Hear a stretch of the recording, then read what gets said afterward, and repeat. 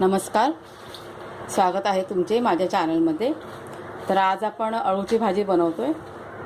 तर अळूची भाजी बनवण्यापूर्वी ही साफ करायची कशी ती मी तुम्हाला दाखवणार आहे, थोडक्यातच दाखवणार आहे. तर ही पानं मी चांगली 3 ते 4 पाण्याने धुवून घेतलेली आहेत, कारण ती कापल्यानंतर जर का मी धुतली तर हाताला आपल्या भरपूर खाज येऊ शकते. तेव्हा ही पानं सगळी धुतलेली आहेत. तर ही कशी साफ करायची हे तुम्हाला थोडक्यातच सांगते, कारण हा खूप महत्त्वाचा भाग आहे या भाजीचा.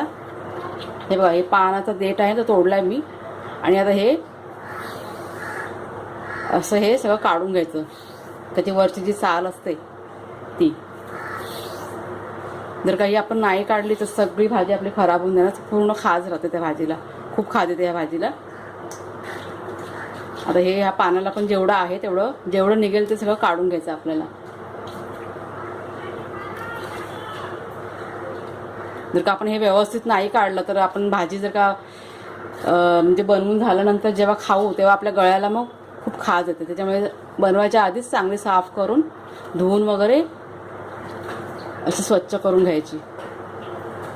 आता ही मी सगळं साफ करून घेते आणि चिरून नंतर आपण ही भाजी बनवूया. आता ही भाजी आपल्याला अळूची कापलेली, ही बघा चिरलेली भाजी आहे, ती आपल्याला कुकरमध्ये उकडवून घ्यायची. तर ही आता मी कुकरमध्ये टाकते.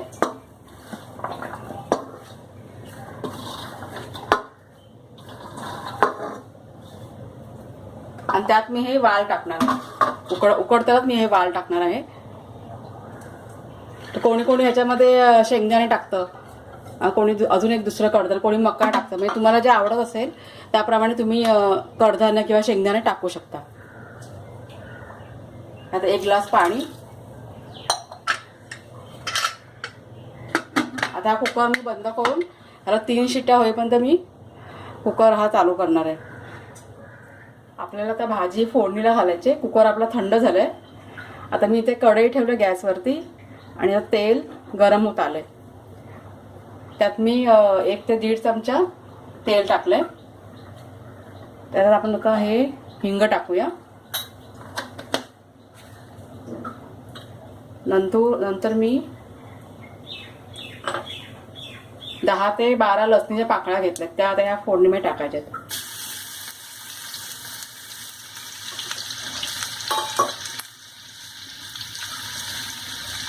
आता हे लसूण जरा लाल होऊ दे.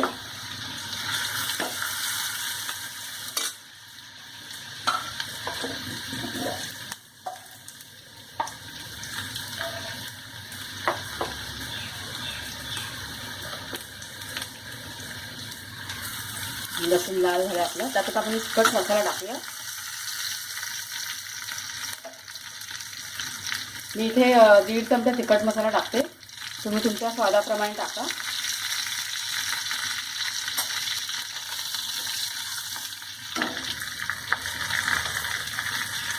नंतर हा 1 चमचा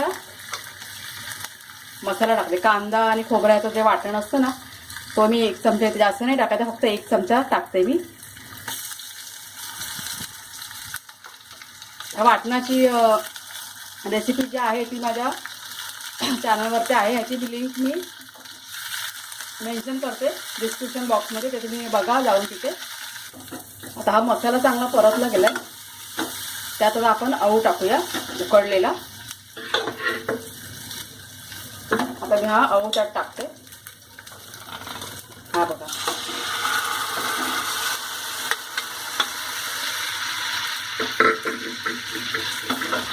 चांगला आपण मिक्स करून घेऊया.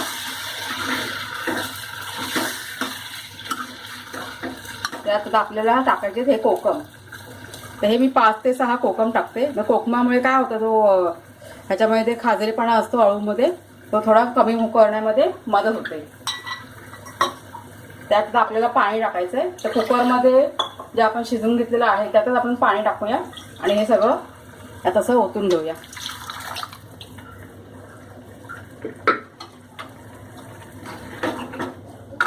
आता तुम्हाला किती पातळ हवंय, घट्ट हवंय, त्याप्रमाणे तुम्ही यात पाणी टाकायचंय.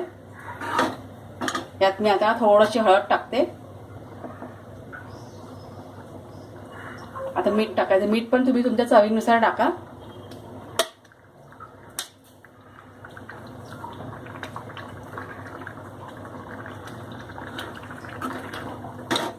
अजून थोडंसं पाणी टाकते मी, कमी वाटते पाणी.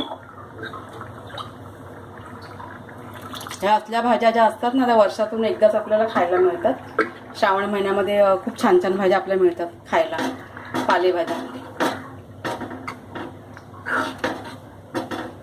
आणि वर्षातून एकदा या असल्या भाज्या खायलाच हव्या. आता ही आपण भाजी जवळजवळ 10 मिनटं शिजवून घ्यायची.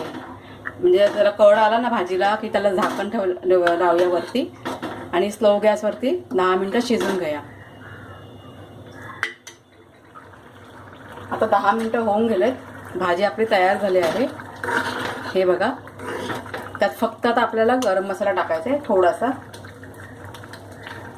गरम मसाला कधी पण ना भाजी शिजल्यानंतर टाकायचा, म्हणजे चव असते ना भाजीची ती वाढते अजून. आता हे मिक्स करूया. तुम्ही सुद्धा ही भाजी तुमच्या घरी बनवून बघा, तुम्हाला नक्की आवडेल अळूची भाजी. तुम्हाला जर का माझा हा व्हिडिओ आवडला असेल तर चॅनलला माझ्या सबस्क्राईब करा, शेअर करा आणि कमेंट करून नक्की सांगा कशी झाली भाजी ती.